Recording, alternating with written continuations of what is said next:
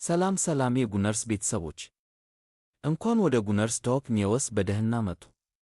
ዛሬ በአርሰናል ዙሪያ ያሉትን ትልልቅና ትኩስ ዜናዎች፣ የተረጋገጡ ዝውውሮች፣ የዝውውር ወሬዎች እና የቡድናችንን ወቅታዊ የጉዳት ሁኔታ ይዘንላችሁ ቀርበናል። በተለይም በክንፍ መስመር ጥቃት ላይ አርሰናል እያደረገ ያለው አዲስ እንቅስቃሴ፣ የሊያንድሮ ትሮሳርድ የወደፊት ዕጣ ፈንታ እና በዊሊያም ሳሊባ ላይ የተሰማው አዲስ የጉዳት መረጃ የዛሬው ዋና መነጋገሪያችን ይሆናሉ። እስከ መተዋል ዛሬ በእጃችን የደረሰው የመጀመሪያውና ትልቁ ዜና አርሰናል አዲስ የጥቃት መስመር ተጫዋች ለማስፈረም ያደረገው ድርድር ወደ መጠናቀቁ መቃረቡ ነው። እንደ ታማኞቹ የእንግሊዝ እና የአውሮፓ ስፖርት ጋዜጠኞች ዴቪድ ኦርንስቲን እና ፋብሪዚዮ ሮማኖ ዘገባ ከሆነ አርሰናል የክለብ ብሩጅን የ22 ዓመት ግሪክኛ የክንፍ መስመር ተጫዋች ክርስቶስ ጾሊስ ለማስፈረም የተደረጉ ንግግሮችን አፋጥኗል። ይህ ዝውውር የተፋጠነው ቤሺክታሽ ቤልጂየማዊውን የክንፍ ተጫዋች ሊያንድሮ ትሮሳርድን ለማስፈረም ከስምምነት በመድረሱ ምክንያት ነው። አርሰናል በቅርቡ ሊያንድሮ ትሮሳርድን ለመሸጥ መስማማቱን ተከትሎ ሚኬል አርቴታ በትሮሳርድ ቦታ ወዲያውኑ ምትክ ለማምጣት የጾሊስን ዝውውር በ35 ሚሊዮን ፓውንድ አካባቢ ለማጠናቀቅ እየሠራ ይገኛል። ጾሊስ ባለፈው የውድድር ዘመን በክለብ ብሩጅ ድቅድቅ አቋም በማሳየት 22 ጎሎችን ማስቆጠር የቻለ ፈጣንና አደገኛ አጥቂ በመሆኑ አርቴታ ለቀጣዩ የውድድር ዘመን የጥቃት አማራጩን ለማስፋት ትልቅ ዕቅድ ይዞበታል። ወደ ሌሎች የአርሰናል ዜናዎች ስናልፍ የቡድናችን የቅድመ ውድድር ዝግጅት ፕሮግራም በይፋ ተረጋግጧል።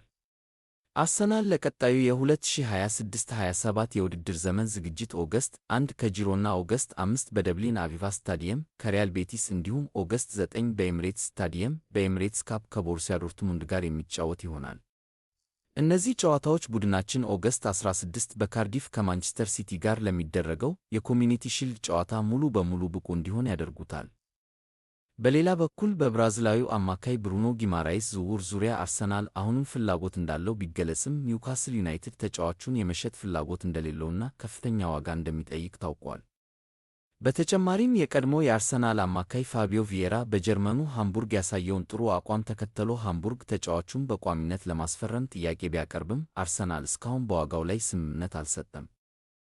የዝውውር ሁኔታ ወደ አርሰናል የሚመጡ ተጫዋቾች ክርስቶስ ጾሊስ ክንፍ አጥቂ ደረጃ ጠንካራ ዘገባ መረጃ ፋብሪዚዮ ሮማኖ እና ዴቪድ ኦርንስቲን እንደገለጹት አርሰናል ንግግሩን አፋጥኖ በ35 ወደ መጠናቀቅ ደርሷል። ፒየሮ ሂንካፒ ተከላካይ ደረጃ የተረጋገጠ መረጃ አርሰናል የደቡብ አሜሪካዊውን ተከላካይ ዝውውር በይፋ ነው። አጥቂ ደረጃ ያልተረጋገጠ ወሬ መረጃ አርሰናል ከአትሌቲኮ ማድሪድ ጋር ንግግር አድርጓል ቢባልም ተጫዋቹ ወደ ባርሴሎና የማራት ፍላጎት እንዳለው የሚገመቱ መረጃዎች አሉ። ይህ አሁን ያልተረጋገጠ ወሬ ነው።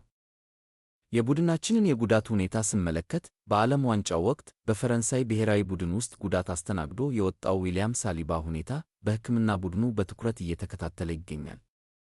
የሳሊባ ጉዳት ከባድ እንዳልሆነ ቢነገርም ሚኬል አርቴታ ለቅድመ ውድድር ዝግጅቱ ጥንቃቄ ለማድረግ አቅዷል። በሌላ በኩል ለአርሰናል ደጋፊዎች ትልቅ የምሥራች የሆነው ቤን ዋይት እና ዩሪየን ቲምበር ሙሉ በሙሉ ከጉዳታቸው ደህና በመሆን ወደ ልምድ መመለሳቸው ነው። ይህም በይፋ ለሚጀምረው የ2026-27 የውድድር ዘመን ለአርቴታ የኋላ መስመር ትልቅ ጥንካሬን ይፈጥራል። አርሰናል የፊታችን ሳምንታት የሚያደርጋቸው የቅድመ ውድድር ጨዋታዎች ለቡድኑ ስብስብ መቃኘት እጅግ ወሳኝ ናቸው። በተለይም በደብሊን ከሪያል ቤቲስ ጋር የሚደረገው ጨዋታ እና በኤምሬትስ ስታዲየም ከቦሩሲያ ዶርትሙንድ ጋር የሚደረገው የኤምሬትስ ካፕ ጨዋታ አዳዲሶቹ ተጫዋቾች ከቡድኑ ጋር የሚዋሃዱበት ይሆናል። አርቴታ በእነዚህ ጨዋታዎች ታክቲካዊ ተለዋዋጭነቱንና የአዲሶቹን 16ቱ የኮሚዩኒቲ ሺልድ ዋንጫ ፍልሚያ ማንቸስተር ሲቲን ለመጋፈጥ ይዘጋጃል። የዛሬዎቹን ዜናዎች አጠቃለን ስንተነትናቸው ሚኬል አርቴታ እና የክለቡ አስተዳደር በበጋው የዝውውር መስኮት ፈጣንና የታቀደ እንቅስቃሴ እያደረጉ መሆኑን እንረዳለን። ሊያንድሮ ትሮሳርድን የመሰለ ልምድ ያለው ተጫዋች ሲወጣ ወዲያውኑ በጾሊስ መተካቱ የቡድኑን የዕድሜ አማካይ የሚቀንስና በክንፍ መስመር ላይ የበለጠ ፍጥነትና ጉልበት የሚጨምር ነው። በተጨማሪም የቲምበር እና ቤን ዋይት ሙሉ ጤንነት ማግኘት የሳሊባን ጊዜያዊ ጉዳት በቀላሉ ለመሸፈን ይረዳል። አርሰናል ለ2026-27 የፕሪሚየር ሊግ ዋንጫ ፉክክር አሁንም ጠንካራና ዝግጁ ስብስብ እየገነባ ይገኛል።